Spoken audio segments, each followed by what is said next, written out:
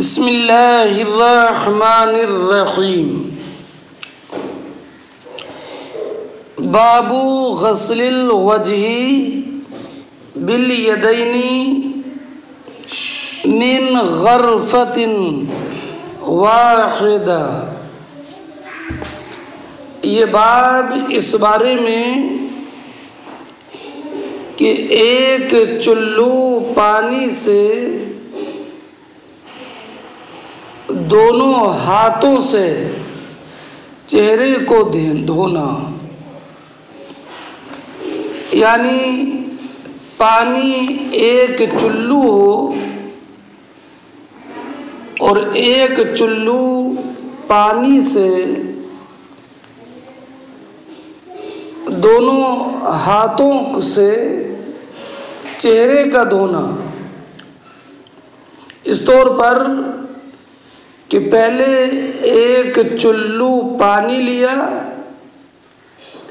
اور اس چلو کے ساتھ میں دوسرا ہاتھ ملا دیا،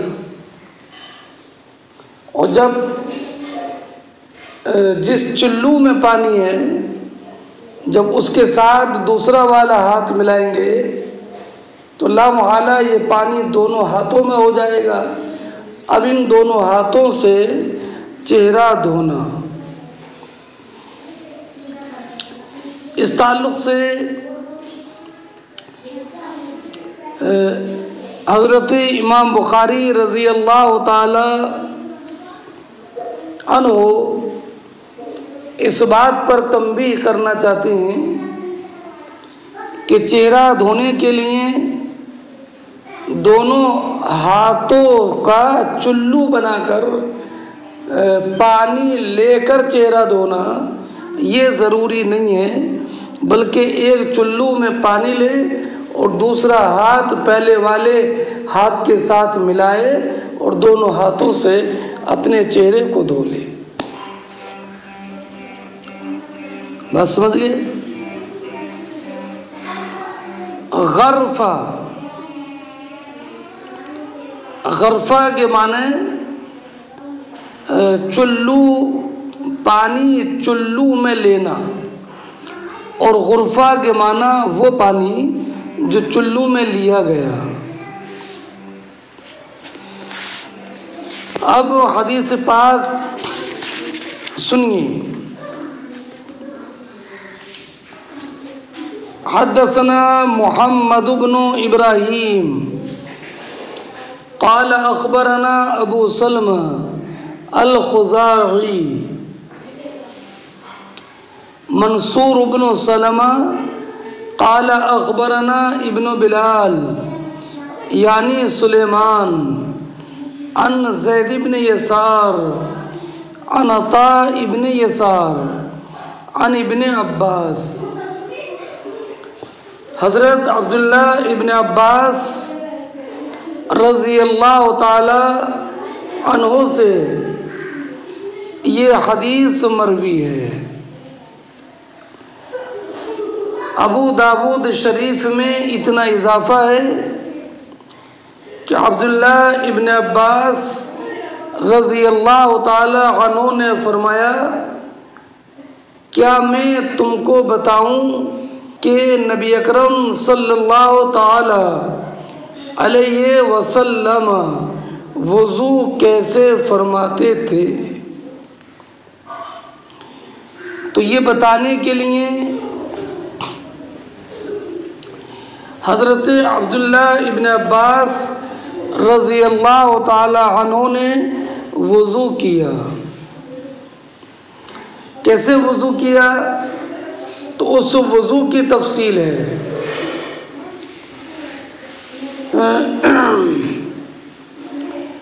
ایک چلو پانی لے کر کلی کی اور ناک میں پانی ڈالا ایک چلو سے، تو اس کا ظاہری معنی تو یہی ہے کہ ایک چلو پانی لیا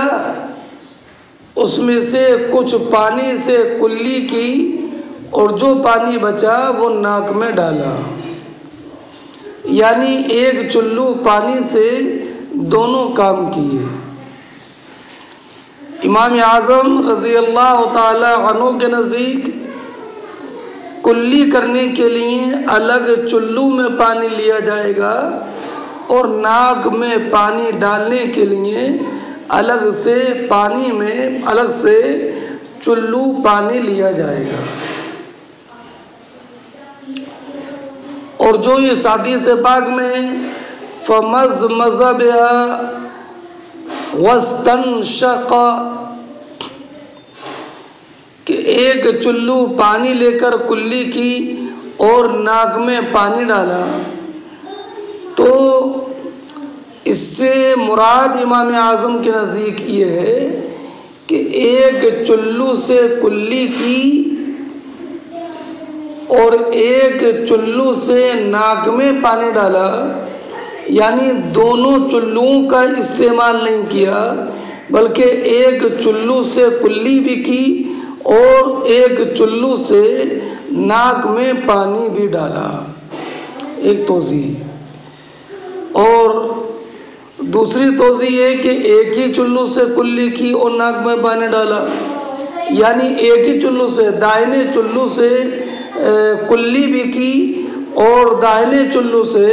ناک میں پانی بھی ڈالا، یہ مطلب ہے۔ اس کے بعد حضرت عبداللہ ابن عباس رضی اللہ تعالی عنہ نے ایک چلو پانی لیا اور دوسرا ہاتھ اس ہاتھ کے ساتھ ملایا اور دونوں ہاتھوں سے ایک چلو سے اپنا چہرہ مبارک دھویا، پھر ایک چلو پانی سے دائنا ہاتھ دھویا، ایک چلو پانی سے بایاں ہاتھ دھویا، پھر سر کا مسح کیا اور اس کے بعد ایک چلو پانی سے دائنا ہاتھ دھویا، دایاں پیر دھویا اور ایک چلو پانی سے بایاں پیر۔ اس کے بعد یہ ارشاد فرمایا کہ میں نے نبی کریم صلی اللہ تعالی علیہ وسلم کو ایسے وضو کرتے ہوئے دیکھا ہے۔ اب آپ یہ حدیث پاک ذرا دیکھیے اور پھر میں چند باتیں بتاتا ہوں۔ عن ابن عباس انہ توضأ، عبداللہ ابن عباس رضی اللہ تعالی عنہ نے وضو کیا۔ اب وضو کیسے کیا؟ فغسل وجہ، یہ سے بولتے عطف المفصل علی المجمل، فغسل وجہ تو اپنا چہرہ دھویا۔ اب یہ مطلب نہیں ہے کہ چہرہ پہلے دھو لیا اور بعد میں کلی کی، بلکہ فغسل وجہ اپنا چہرہ دھویا، چہرے میں منہ بھی ہے اور ناک بھی۔ اب اس فغسل وجہ کا بیان ہے اخذ غرفہ یا غرفہ،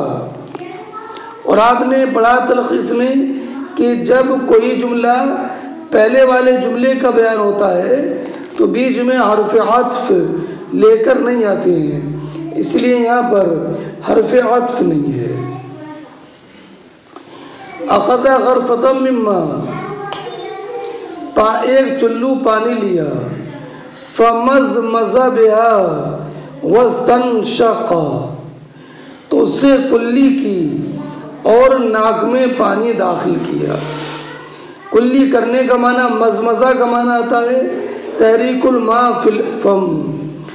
منہ میں پانی کو حرکت دینا۔ بات سمجھ گئے؟ ثم اخذ غرفۃ مما، اس کے بعد ایک پانی چلو اور لیا، فجعل بها هكذا، پھر ایسا کیا۔ کیسا کیا اس کا بیان، اضافها الى يده الاخرى، اسے دوسرے ہاتھ سے ملا لیا، فغسل بها وجهها تو اس سے اپنا چہرہ دھویا، اور پھر ایک چلو پانی لیا، اس سے اپنا دائنا ہاتھ دھویا، پھر ایک چلو پانی لیا، اس سے اپنا بایاں ہاتھ دھویا، ثم رسح راسا براسہ، اس کے بعد اپنے سر کا مسح کیا، پھر ایک چلو پانی لیا، فرش علی رجلہ الیمنی، تو اپنے دائنے پیر پر پایا یہاں تک کہ اس کو دھو دیا، پھر دوسرا چلو پانی لیا اور اس سے اپنا دوسرا والا پیر دھویا، دوسرا والا کون؟ یعنی الیسری، یعنی بایاں، ثم قال، اس کے بعد کہا،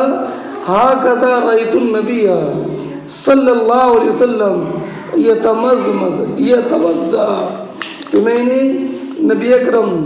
صلی اللہ تعالی علیہ وسلم کو ایسے ہی کرتے ہوئے دیکھا ہے۔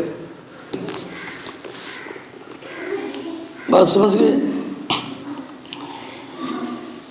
اب اس سے ایک بات یہ معلوم ہوئی کہ اعضائے وضو کو ایک ایک مرتبہ دھونا یہ فرض ہے، اور دوسری بات یہ معلوم ہوئی کہ ایک چلو پانی میں کلی کرنا اور ناک میں پانی ڈالنا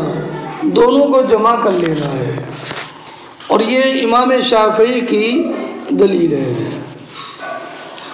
اور ہمارے یہاں پر یہ ہے کہ کلی کرنے کے لیے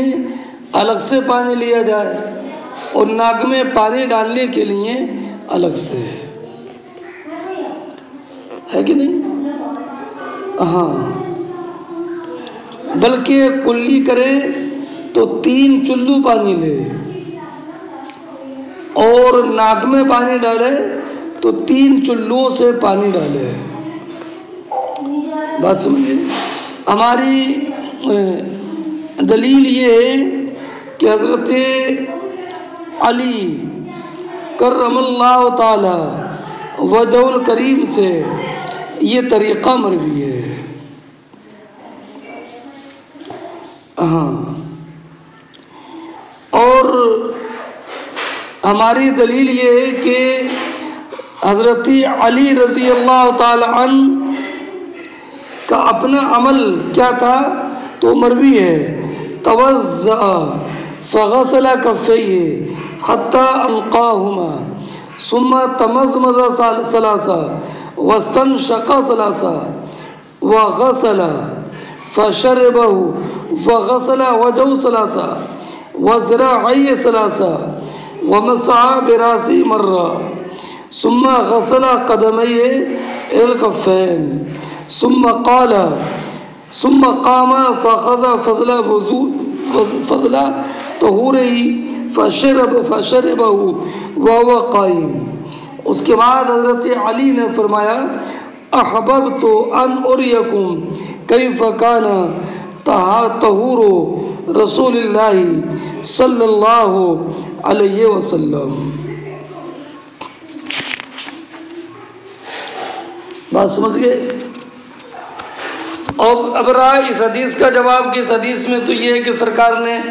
ایک ہی چلو سے کلی کی اور ناک میں پانی ڈالا، تو ہم یہ کہیں گے کہ یہ محمول ہے بیان جواز پر، اس پر بیان جواز پر۔ اچھا، اور ہماری دلیل یہ بھی ہے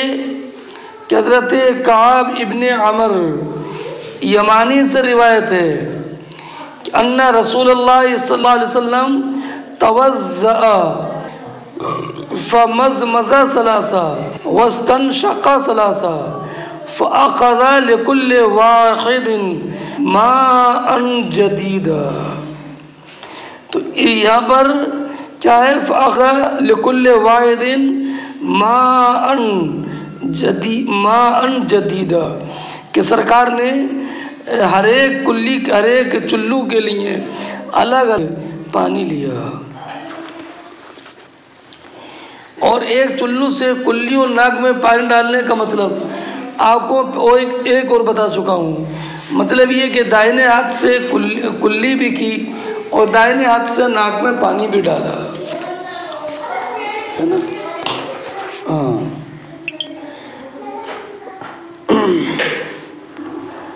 اب رہا یہ کہ جب چہرہ دھونا ہو تو دونوں ہاتھوں کو جمع کرے، اس لیے کہ ایک ہاتھ سے چہرہ دھونا یہ بہت مشکل ہے۔ ہاں، اور ایک بات یہ معلوم ہوئی کہ ابتدا دائنی طرف سے کرے گا، اور یہ بالاجماع سنت ہے، لیکن یہ ہاتھ اور پیروں میں ہے۔ لیکن دونوں چہرہ دھونے میں تو اس میں دایاں بایاں چونکہ دونوں کو ایک ساتھ دھونا ہے، لیکن پھر بھی یہ کوشش کرے کہ دائیں رخسار پر پانی پہلے پہنچے اور بائیں رخسار پر اس کے بعد۔ ہاں، چلیے اب یہ فرمایا ثم مسح راسہ، اس کے بعد مسح براسی، پھر اپنے سر کا مسح کیا، لیکن اس میں یہ ذکر نہیں ہے کہ نیا پانی۔ تو اس سے معلوم ہوا کہ ہاتھ دھونے کے بعد ہاتھ پر جو تری باقی رہتی ہے اس سے مسح کرنا جائز ہے۔ وجہ یہ کہ جب تک پانی ہاتھ پر ہے اور ہاتھ سے الگ نہیں ہوا ہے اس وقت تک پانی مستعمل نہیں ہے، اور جب یہ پانی غیر مستعمل ہے تو لا محالہ اس سے یہ مسح کر سکتا ہے۔ یہ مذہب امام اعظم کا ہے، امام اوزاعی کا ہے، امام حسن۔ چلیے اگلا باب دیکھیے، باب التسمیۃ علی کل حال وعند الوقاء۔ یہ باب اس بارے میں کہ ہر حال میں بسم اللہ پڑھنا ہے اور جماع کے وقت بھی، یعنی چاہے محدث ہو، طاہر ہو، جنوب ہو، ہر حال میں بسم اللہ پڑھنا ہے۔ اور جب جنابت کے وقت میں بسم اللہ پڑھنا جائز ہے، اور تو لا محالہ وضو کے شروع میں بسم اللہ پڑھنا یہ بدرجہ اولا مسنون ہوگا، ہے نا؟ اس لیے کہ حالت جماع یہ تمام احوال کے الگ ہے، اور جب ایسے وقت میں بسم اللہ پڑھنے کا حکم ہے اور بسم اللہ پڑھنا مسنون ہے تو لا محالہ اور جگہوں پر اور بالخصوص وضو میں اور وضو کے شروع میں بسم اللہ پڑھنا یہ بدرجہ اولا مسنون ہوگا۔ اب حدیث پاک دیکھیے،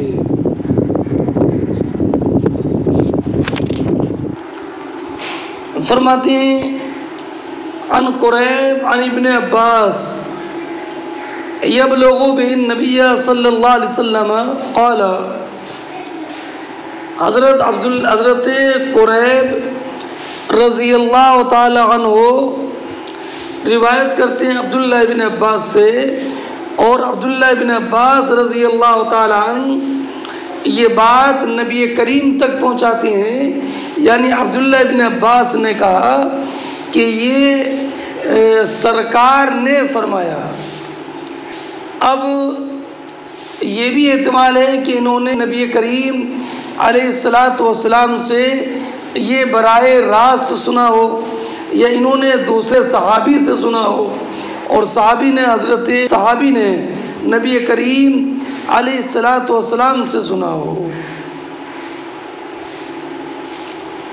وہ کیا کہ نبی کریم صلی اللہ تعالی علیہ وسلم نے ارشاد فرمایا، لو ان احدکم اذا اتى اهله قال بسم اللہ اللہم جنبنا الشیطان وجنب الشیطان ما رزقتنا فقضی بینہما ولد لم یضر۔ نبی اکرم علیہ السلام نے ارشاد فرمایا کہ تم میں سے جب کوئی اپنی بیوی سے قریب آئے اور مجامعت کا ارادہ رکھے تو یہ کہے بسم اللہ اللہم جنبنا الشیطان وجنب الشیطان ما رزقتنا۔ اے اللہ ہمیں شیطان سے دور رکھ اور شیطان کو اس سے دور رکھ جو تو ہمیں عطا فرمائے۔ سرکار نے ارشاد فرمایا کہ اگر یہ دعا کر کے مجامعت کی فقضی بینہما اور ان دونوں کے درمیان بچہ ہونا یہ قضائے الہی سے ہو گیا، یعنی استقرار حمل ہو گیا، تو فقضی بینہما ولد ان دونوں کے درمیان بچے کا استقرار ہو گیا، تو اس کے بعد جب بچہ پیدا ہوگا تو لم یضر شیطان اسے کوئی نقصان نہیں پہنچائے گا، شیطان اسے کوئی نقصان نہیں پہنچائے گا۔ نقصان نہ پہنچانے کا معنی کہ وہ شیطانی ضرر سے محفوظ رہے گا۔ اللہ رب العزت کے فضل و کرم سے شیطان اس کے دین اور دنیا میں کوئی بھی نقصان نہیں پہنچا پائے گا، یا شیطان کے وسوسوں سے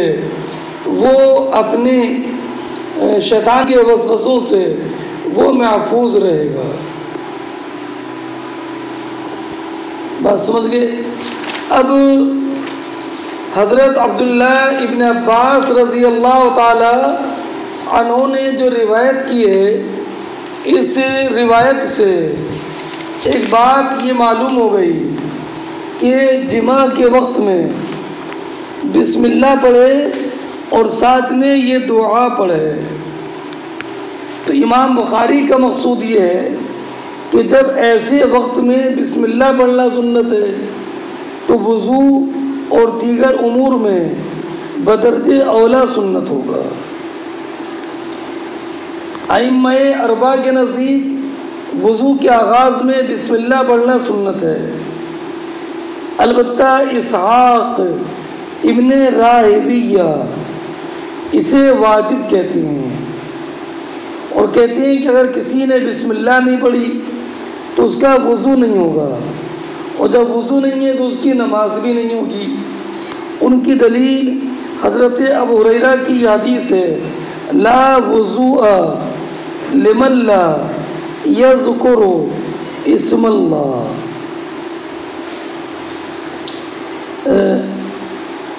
ہماری دلیل اور اس کا جواب یہ ہے کہ یہاں پر لا وضوء جو فرمایا یہ اصل وضو کی نفی نہیں ہے بلکہ کمال وضو کی نفی ہے، اور یہ بات میں آپ کو پہلے بھی شاید بتا چکا ہوں کہ کبھی اصل شے کے لیے نفی نہیں ہوتی ہے بلکہ کمال شے کے لیے نفی ہوتی ہے۔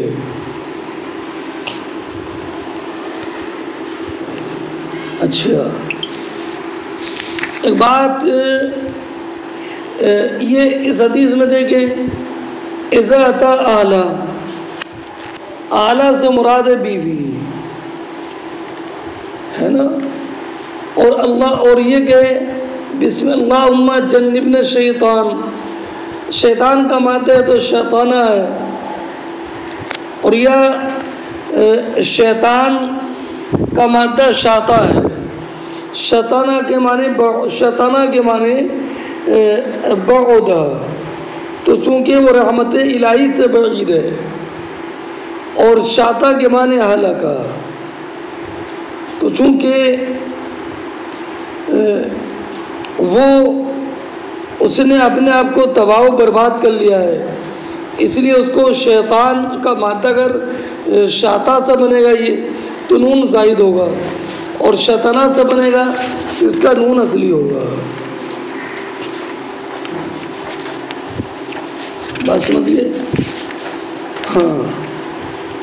اب اس سے یہ معلوم ہوا کہ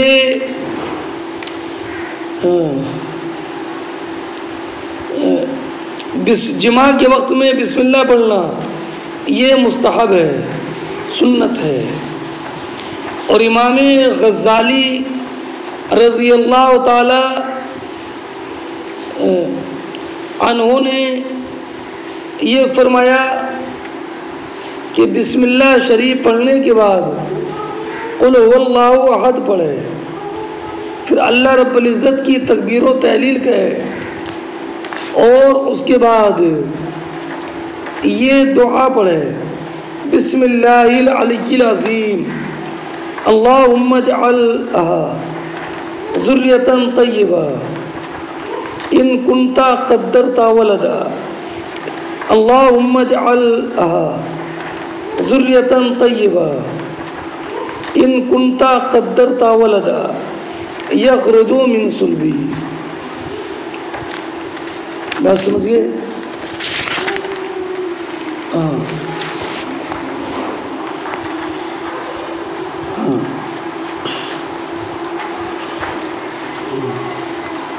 اور اس حدیث سے یہ معلوم ہوا کہ شیطان ہمیشہ انسان کے بہکاوے میں لگا رہتا ہے، اس کے اپنے اپنے شکم مادر سے نکلنے کے وقت سے لے کر اس کے مرنے کے وقت تک۔ اسی لیے سرکار نے ارشاد فرمایا کہ شیطان انسان کے رگ و پا میں سرایت کر جاتا ہے جیسے خون کی سرایت ہوتی ہے، اور سرکار نے فرمایا کہ جب انسان سوتا ہے تو شیطان اس کے ناک کے پاسے پر ہوتا ہے، اور جب جاگتا ہے تو اس کے دل میں وسوسے پیدا کرتا ہے، اور جب انسان غافل ہو جائے تو یہ وسوسے ڈالتا ہے، اور جب اللہ رب العزت جل جلالہ کا ذکر کرتا ہے تو دل میں یہ باطل وسوسے پیدا کرتا ہے، اور ذکر میں بندہ ہو یا وضو ہو یا نماز میں ہو تو شیطان برابر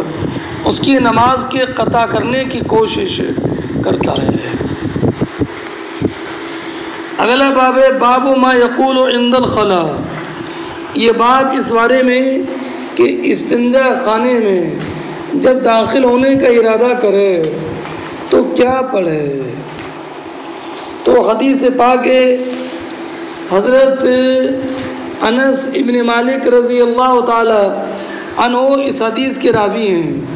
وہ بیان فرماتے ہیں کہ نبی کریم علیہ الصلاۃ والسلام اذا دخل الخلا ای اراد دخول الخلا، کہ جب نبی کریم علیہ الصلاۃ والسلام استنجا خانے میں داخل ہونے کا ارادہ کرتے تو آپ یہ دعا پڑھتے اللہم انی اعوذ بک من الخبث والخبائث۔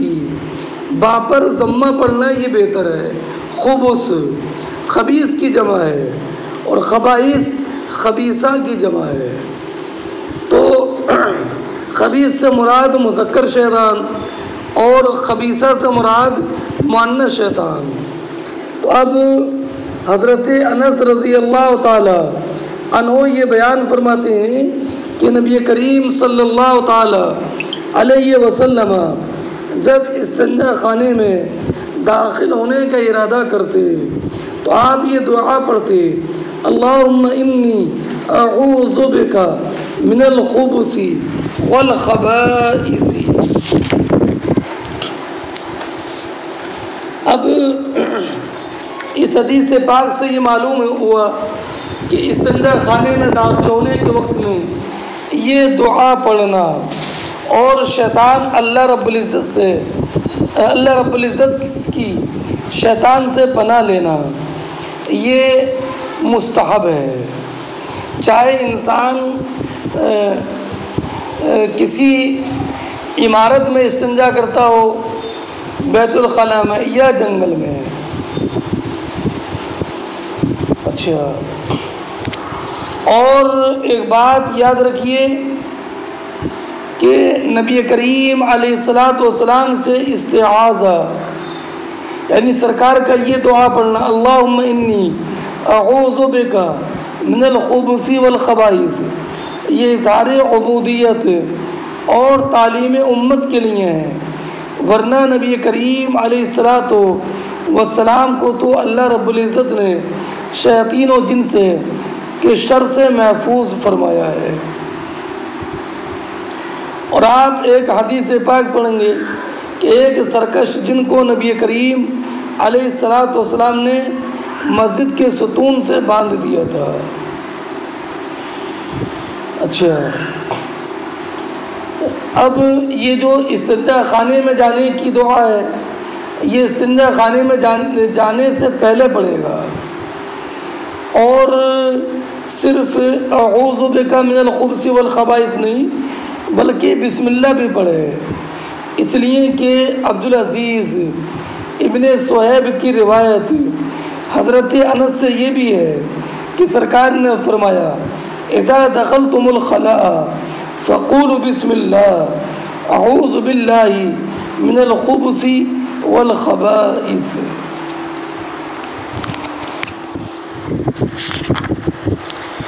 آگے دیکھیے آپ،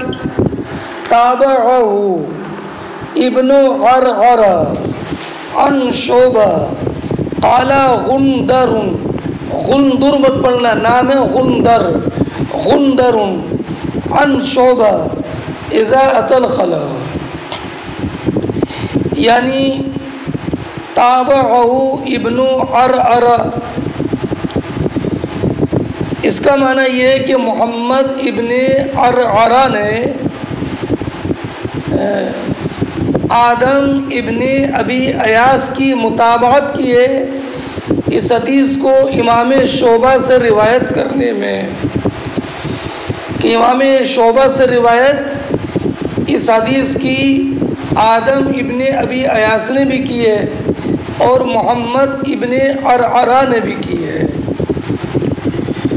اور غندر نے بھی روایت کی ہے، ان کی روایت میں یہ اذا اتى الخلاء، یعنی بجائے دخلا کے عطا کا لفظ ہے، اور موسیٰ کی روایت جو حماد سے ہے اس میں اذا دخلا کا ہے، اور سعید ابن زید نے جو روایت کی عبدالعزیز ابن صہیب نے سے، اس میں یہ اذا اراد ان يدخلا، جبکہ بیت الخلاء میں داخل ہونے کا ارادہ کرے تو یہ دعا۔ اگلا باب دیکھیے، باب وضع الماء عند الخلاء، یہ باب اس بارے میں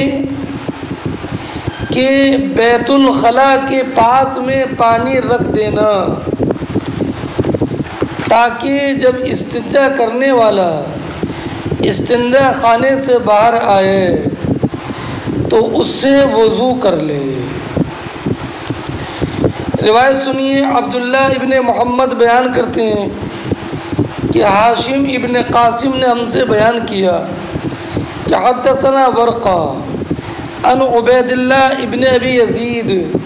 عن ابن عباس ان النبی صلی اللہ علیہ وسلم دخل الخلاء فوضعت له وضوءا قال من وضع هذا فأخبره قال اللهم فقهه في الدين۔ حضرت عبداللہ ابن عباس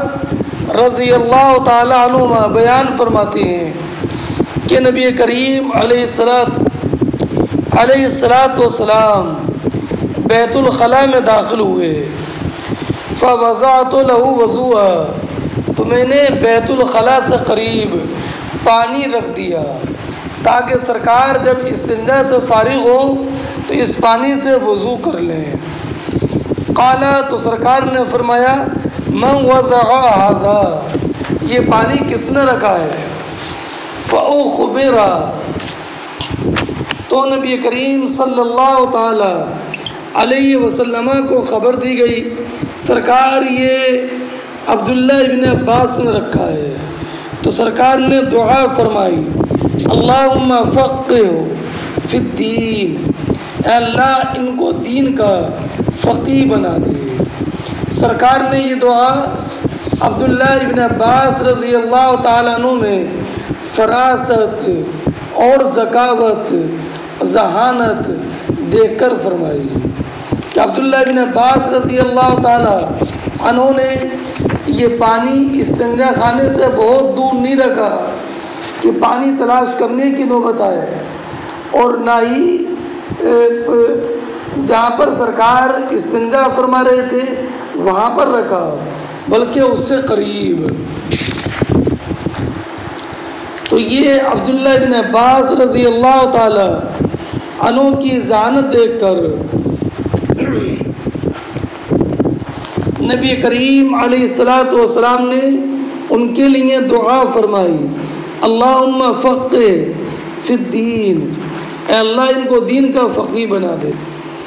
اور اللہ رب العزت جل جلالہ نے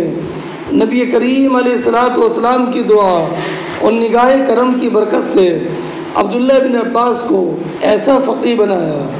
کہ آپ حبر امت ترجمان القرآن کے نام سے مشہور ہیں۔ اس حدیث سے یہ بات معلوم ہوئی کہ عالم کے بغیر حکم کے بھی عالم کی خدمت کرنا جائز ہے، اور اس سے ایک بات یہ معلوم ہوئی کہ اگر کوئی خدمت کرے یا کوئی احسان کرے تو آپ اس کے لیے دعا کے الفاظ بول دیجئے۔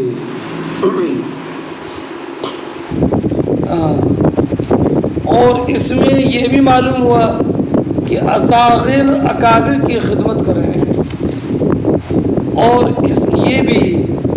یہ حدیث نبی کریم علیہ الصلاۃ والسلام کی دعا کی قبولیت پر قطعی دلیل ہے، اس لیے کہ عبداللہ ابن عباس رضی اللہ تعالی عنہ ساری امت کے زبردست عالم، فقیہ اور راس المفسرین ہوئے۔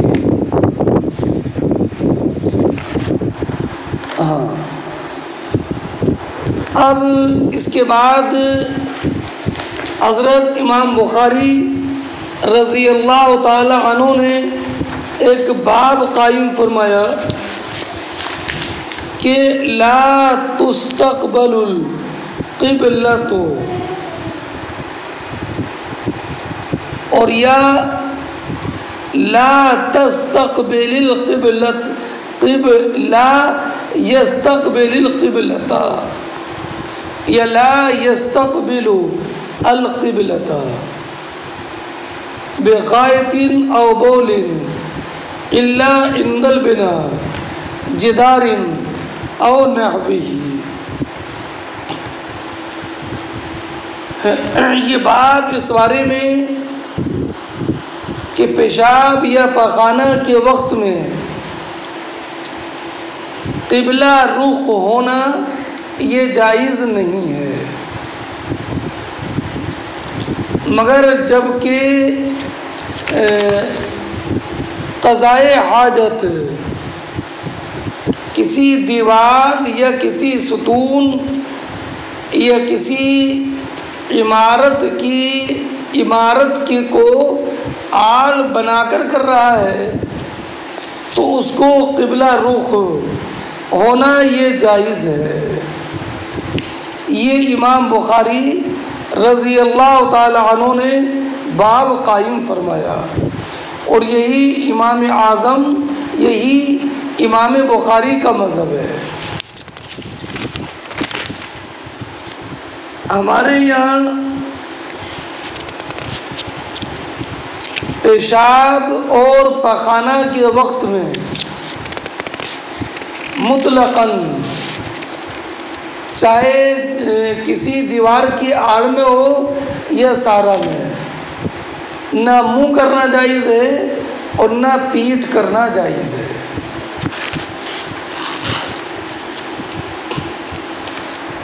بات سمجھئے؟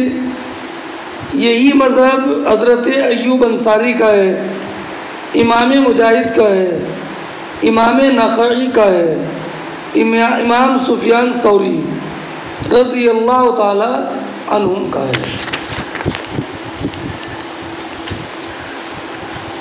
ہماری دلیل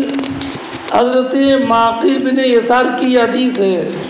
نہا رسول اللہ صلی اللہ علیہ وسلم ان نستقبل القبلتین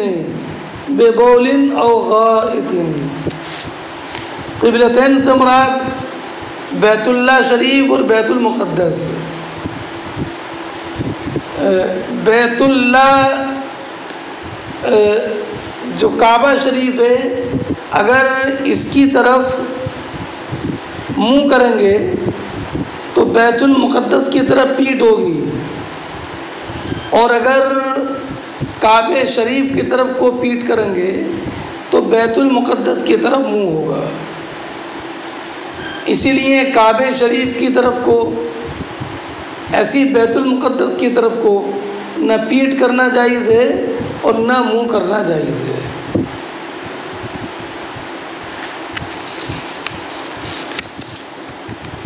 بات سمجھئے؟ اور ایک حدیث میں سرکار نے فرمایا انا منکم بمنزلۃ الوالد اعلمکم اذا اتى احدکم الغائط فلا يستقبل القبلۃ ولا يستدبرها۔ دوسرا مذہب یہ ہے کہ استقبال اور استدبار یہ مطلقاً جائز ہے۔ یہ مذہب عروہ ابن زبیر اور ربیعۃ الرائے اور داود کا ہے۔ ان کی حدیث جابر ابن عبداللہ کی روایت ہے، ان کی دلیل نہانا رسول اللہ صلی اللہ علیہ وسلم ان نستقبل القبلۃ او نستدبرها ببول ثم رأيت قبل ان يقبض بعام يستقبلها۔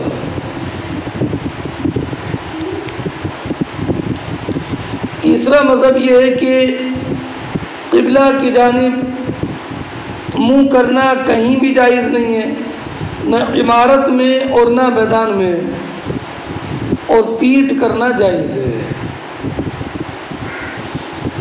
یہی ایک روایت امام اعظم سے ہے، اس لیے کہ اکثر روایتوں میں صرف استقبال قبلہ کی ممانعت ہے۔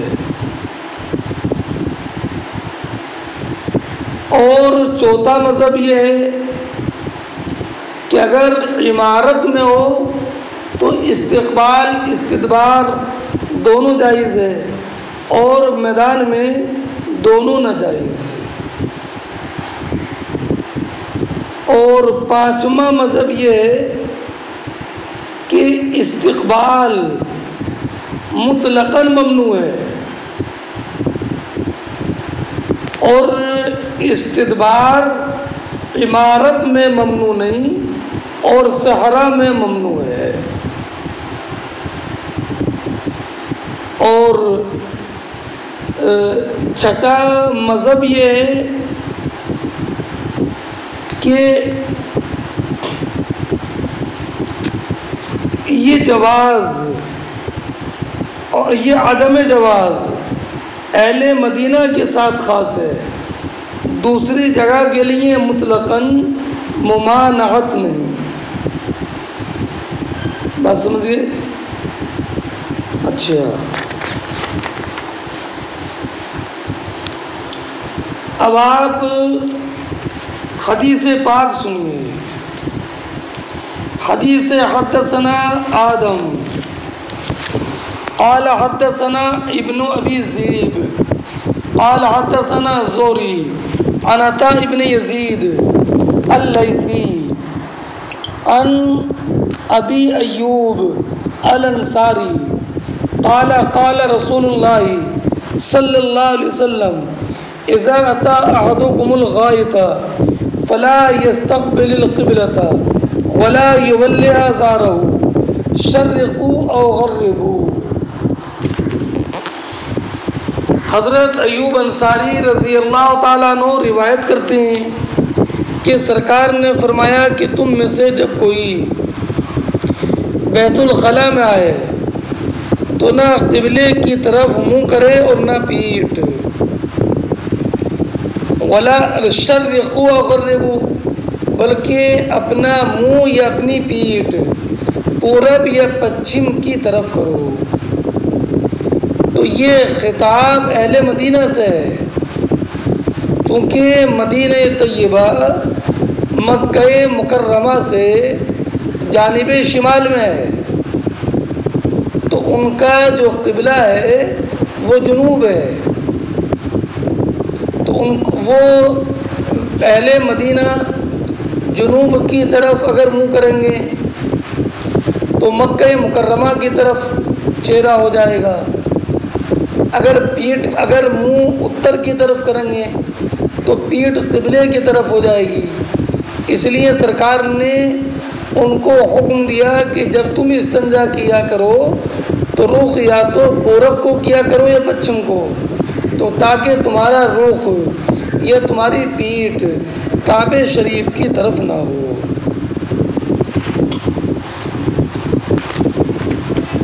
بات سمجھ گئے؟ حدیث پاک میں کوئی قید نہیں ہے، یہ نہیں ہے استثناء الا عند البناء جدار او نحوہ، اور امام بخاری نے عنوان میں یہ استثناء قائم کیا، تو گویا کہ امام بخاری رضی اللہ تعالیٰ نے یہ عنوان میں قید لگا کر الا عند البناء جدار او نحوہ کی بتا دیا کہ یہ حدیث مطلق نہیں ہے بلکہ یہ مقید ہے۔ یہ حکم اس وقت میں ہے کہ جبکہ دیوار وغیرہ میں نہ ہو، ہے نا، بلکہ یہ حکم تب ہے جبکہ صحرا میں ہو، اس لیے کہ اگر دیوار کی آڑ ہے یا کسی ستون کی آڑ میں استنجا کر رہا ہے تو اب اس کا رخ اس کے چہرے کے سامنے چونکہ دیوار آ گئی یا اس کے چہرے کے سامنے ستون آ گیا تو اس کا رخ کعبہ شریف کی طرف نہیں ہوا، اس لیے یہ ممانعت صحرا میں ہے۔ جواب یہ کہ یہ تعبیل صحیح نہیں ہے، اس لیے کہ اگر صحرا میں بھی استنجا کرے گا تو اس کے اور مدینہ طیبہ کے درمیان نہ جانے کتنے پہاڑ، نہ جانے کتنے درخت اور نہ جانے کتنے مکانات بیچ میں حائل ہیں، اس کے اور کعبہ شریف کے۔ تو اگر دیوار حائل ہے تو صحرا میں استنجا کرے گا تو لا محالہ بہت سارے شہر اور بہت سارے پہاڑ، بہت ساری دیواریں حائل ہو جائیں گی، تو اس سے معلوم ہے کہ حائل ہونے کا اعتبار نہیں ہے،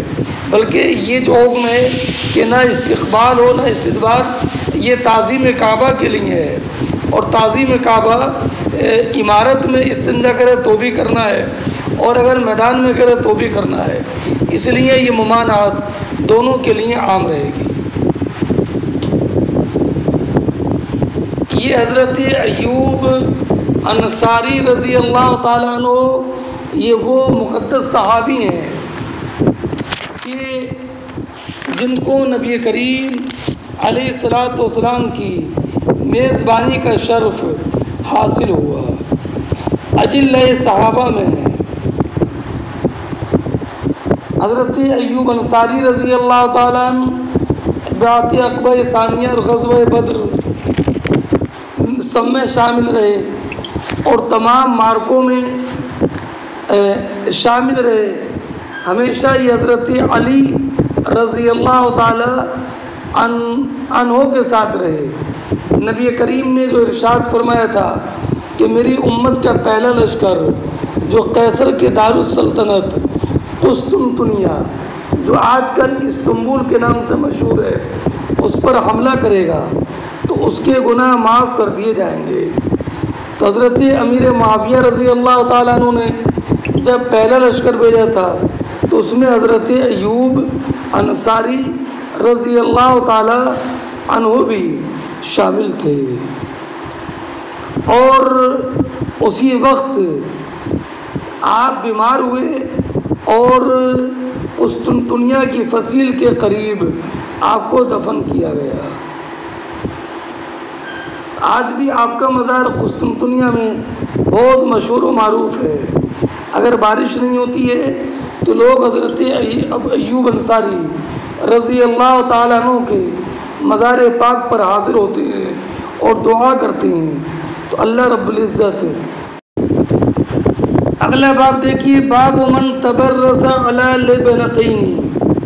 یہ باب اس انسان کے بارے میں جو دو کچی اینٹوں پر بیٹھ کر قضائے حاجت کرے۔ حضرت واصع ابن حبان رضی اللہ تعالیٰ عنہ سے مروی ہے، وہ روایت کرتی ہیں عبداللہ ابن عمر سے کہ عبداللہ ابن عمر کہتے تھے کہ کچھ لوگ کہتے ہیں کہ جب تم قضائے حاجت کے لیے بیٹھو تو نہ قبلے کی طرف منہ کرو اور نہ بیت المقدس کی طرف۔ تو عبداللہ ابن عمر نے فرمایا کہ آج ایک دن میں اپنے گھر کی چھت پر چڑھا، اور بعض روایتوں میں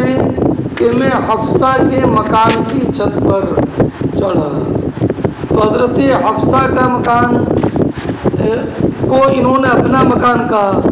اس لیے کہ حضرت حفصہ ان کی بہن ہے اور بہن کا مکان اپنا مکان ہوتا ہے۔ فرأیت رسول اللہ، تو میں نے نبی کریم صلی اللہ تعالی علیہ وسلم کو دیکھا کہ آپ دو کچی اینٹوں پر بیٹھ کر استنجا فرما رہے ہیں اور آپ کا رخ بیت المقدس کی طرف ہے۔ تو اس سے یہ معلوم ہوا کہ بیت المقدس کی طرف منہ کرنا اور کعبہ شریف کی طرف پیٹھ کرنا یہ جائز ہے، اور یہی امام مالک اور امام شافعی کی دلیل ہے۔ اس کے کئی جواب ہیں۔ جواب یہ کہ نبی کریم علیہ الصلاۃ والسلام نے ارشاد فرمایا، کیا فرمایا؟ لا تستقبلوا القبلۃ ولا تستدبروها۔ تو یہ حکم عام ہے اور یہ ایک خاص واقعہ ہے، اور واقعے میں خصوص کا بھی احتمال رہتا ہے۔ اور آپ جانتے ہیں کہ جب قول اور فعل میں ترجیح ہو جائے تو ترجیح قول کو ہوتی ہے، اس لیے کہ فعل میں تو یہ احتمال ہوتا ہے کہ یہ فعل نبی کریم صلی اللہ تعالی علیہ وسلم کے ساتھ خاص ہو۔ اس کے بعد حضرت عبداللہ ابن عمر رضی اللہ تعالی عنہ نے حضرت واصع ابن حبان سے کہا، لعلک من الذین یصلون علی اوراقہم، شاید تم ان لوگوں میں سے ہو کہ جو اپنے سرین کے بل نماز پڑھتے ہیں، یعنی نماز پڑھتے ہیں اس حال میں کہ ان کا پیٹ ان کی ران سے ملا ہوتا ہے اور ان کی ران زمین سے لگی ہوتی ہے۔ اب رائے یہ کہ واصع بن حبان سے یہ کیوں کہا، تو اس کی تشریح دوسری حدیث سے ہوتی ہے کہ حضرت واصع بن حبان رضی اللہ تعالیٰ عنہ نماز پڑھ کر حضرت عبداللہ ابن عمر کی بارگاہ میں حاضر ہوئے اور یہ بات چل پڑی، تو اس وقت میں عبداللہ ابن عمر نے فرمایا تو نماز پڑھ کر کے ہی آئے تھے، تو شاید حضرت عبداللہ ابن عمر ان کے نماز پڑھنے کے طریقے میں کوئی کمی دیکھی ہو، تو فرمایا ہو لعلک من الذین یصلون علی اوراقہم۔ تو حضرت واصع ابن حبان نے کہا لا ادری واللہ مجھے یہ خبر نہیں کہ میں ان میں سے ہوں کہ نہیں۔ اور یہ عبداللہ ابن عمر نے بتایا کہ قضائے حاجت کے وقت میں استقبال قبلہ کی ممانعت یہ تب ہے جب کہ سارا میں ہے، اس وقت نہیں ہے جب کہ قضائے حاجت کسی آڑ میں کرتا ہو اور تم کو ابھی اتنا بھی خبر نہیں ہے، اتنی بھی خبر نہیں ہے، تو شاید تم ان لوگوں میں سے ہو جس کو سنت معلوم نہیں ہے، یہاں تک کہ اسے نماز کی سنت بھی معلوم نہیں ہے کہ نماز پڑھنے میں اصل طریقہ کیا ہے۔ تو حضرت واسع بن عفان نے فرمایا واللہ لا ادری، واللہ میں نہیں جانتا کہ میں ان میں سے ہوں کہ نہیں۔ تو امام مالک رضی اللہ تعالیٰ عنہ نے من الذین یصلون علی اوراقہم کا مطلب بتایا، الذی یصلی ولا یرتفع، وہ جو نماز پڑھے اور زمین سے نہ اٹھے بلکہ وہ سجدہ کرے اس حال میں کہ وہ زمین سے چپکا رہے، یعنی پیٹ ران سے چپکا رہے، ران پنڈلی سے چپکی رہے اور اس حالت میں سجدہ کرے۔ چلیے اس حدیث کا جواب یاد رکھیے گا۔ اب اگلا باب دیکھیں۔ اگلا باب ہے باب خروج النساء الی البراز۔ یہ اس بارے میں کہ عورتوں کا قضائے حاجت کے لیے باہر نکلنا۔ اس حدیث کی تشریح سے پہلے میں آپ کو چند باتیں بتا دوں۔ پہلے ازواج مطہرات دن میں بھی نکلتی تھیں، بعد میں حکم ہوا کہ رات میں نکلو، لیکن چہرہ چھپانے کا حکم نہیں تھا۔ تو حضرت عمر ابن خطاب رضی اللہ تعالی عنہ نے اپنی اس تمنا کا اظہار کیا کہ یا رسول اللہ، فاجر و فاسق سب کی نظریں امہات المومنین کے چہرے پر پڑتی ہیں، اس لیے آپ ان کو چہرہ ڈھانک کر نکلنے کا حکم دے دیں۔ تو نبی کریم علیہ الصلاۃ والسلام کو چہرہ ڈھانک کر نکلنے کا حکم دے دیا گیا۔ یہ دوسرا مرحلہ ہوا۔ تیسرا مرحلہ یہ تھا کہ حضرت عمر ابن خطاب رضی اللہ تعالی عنہ شدت غیرت کی وجہ سے آپ یہ چاہتے تھے کہ ازواج مطہرات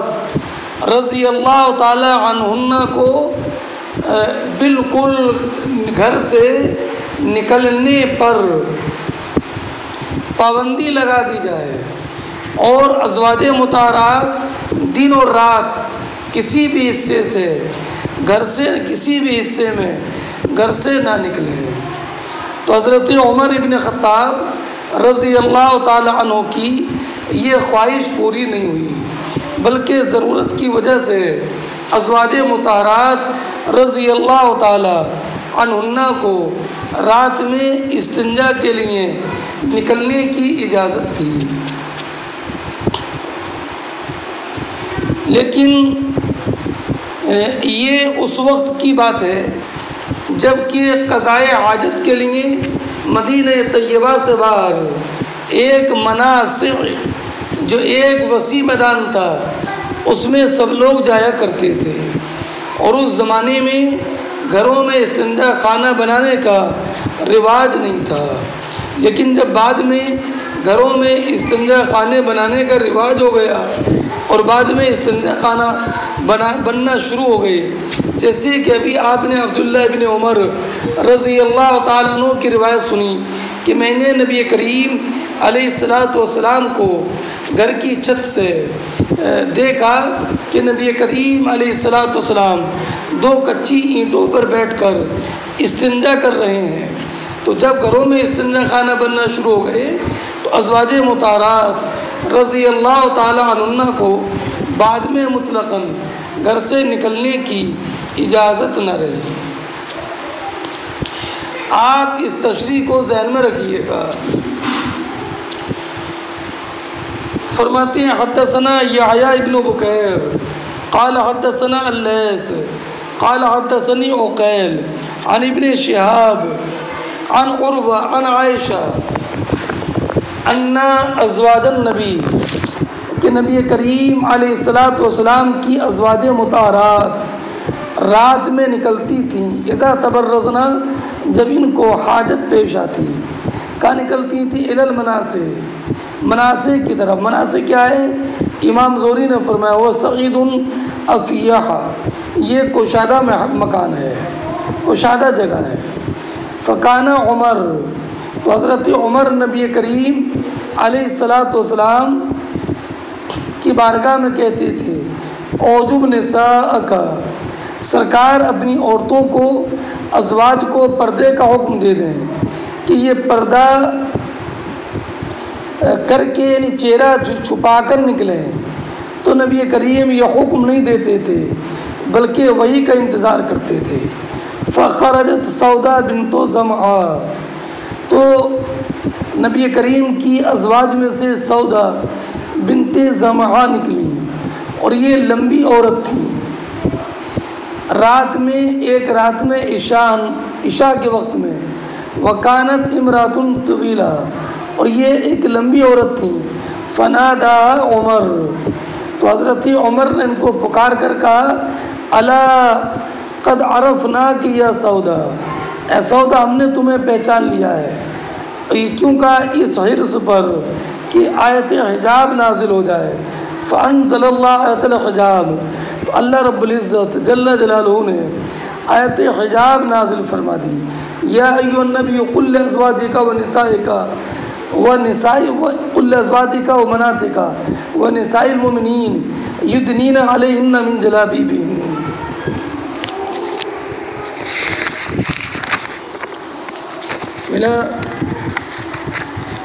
اگلی روایت دیکھیں قال حدثنا زکریا قال حدثنا اسامہ عن ہشام ابن عروہ عن ابی عن عائشہ عن النبی صلی اللہ علیہ وسلم قال قد اذن ان تخرجنا فی حاجتکن حاجت کیا ہشام نے کہا کہ براز اس میں یہ حدیث مختصر ہے پوری حدیث یہ کہ حضرت سودا بنت زمعہ رضی اللہ تعالی عنہا نبی کریم کی بارگاہ میں حاضر ہوئیں اور نبی کریم علیہ السلام اس وقت میں حضرت عائشہ کے حجرے میں تھی حضرت عائشہ کے حجرے میں تھے اور آپ کھانا تناول فرما رہے تھے اور گوشت والی ہڈی آپ کے ہاتھ میں تھی تو حضرت سودا نے کہا کہ حضرت عمر رضی اللہ تعالی عنہ نے مجھ سے کہا اے سودا واللہ تم ہم سے چھپ نہیں سکتی تو دیکھو تم کیسے نکل رہی ہو تو نبی کریم علیہ السلام نے جب یہ سنا تو آپ پر وحی نازل ہوئی اور سرکار نے حکم فرمایا کہ تم کو قضائے حاجت کے لیے گھر سے باہر نکلنے کی اجازت ہے تو یہاں پر باہر نکلنے کی جو اجازت ہے اس سے مراد یہ کہ سر ڈھانک کر نکلنا اور اس سے پہلے جو حدیث پاک ابھی آپ نے پڑھی ہے کہ آیت حجاب نازل ہو گئی تو اس سے مراد یہ ہے کہ سر ڈھانک کر نکلنا۔ اگلی روایت دیکھیں باب التبرز فی البیوت گھروں میں استنجا خانہ بنانا سمجھ گئے مطلب یہ کہ جب گھروں میں استنجا خانے بن گئے تو مطہرات رضی اللہ تعالی عنہن کو مطلقاً باہر نکلنے سے منع کر دیا گیا۔ یہی عبداللہ بن عمر کی جو روایت ہے قال ارتقیت فوق زار بیت حفصہ لباس حاجتی اور پہلے آپ نے پڑھا ارتقیت فوق بیت لنا اور یہاں پر یہ ارتقیت فوق زار بیت حفصہ تو میں نے بتا دیا تھا کہ یہ مکان حفصہ ہی کا تھا لیکن اس کو اپنا مکان کہنا اس وجہ سے ہے کہ چونکہ یہ ان کی بہن کا مکان تھا اور بہن کے مکان کو اپنا مکان کہہ دیا جاتا ہے۔ فرأیت رسول اللہ، تو میں نے نبی کریم علیہ السلام کو دیکھا کہ نبی کریم علیہ السلام قضاء حاجت کر رہے ہیں، مستدبر القبلہ مستقبل الشام، اس حال میں کہ آپ کا چہرہ مبارک شام کی طرف ہے اور آپ جو ہیں وہ پیٹھ کیے ہوئے ہیں کعبہ شریف کی طرف۔ پھر اگلی وہی روایت ہے، فرأیت رسول اللہ قاعدا علی لبنتین، کچی 2 اینٹوں پر بیٹھے ہوئے دیکھا، مستقبلہ بیت المقدس، بیت المقدس بھی پڑھ سکتے ہو اور بیت المقدس بھی۔ بات سمجھ گئے؟ ہاں چلیے اب اگلا باب آتا باب الاستنجاء بالماء، انشاءاللہ یہاں سے پھر کل پڑھاتے ہیں۔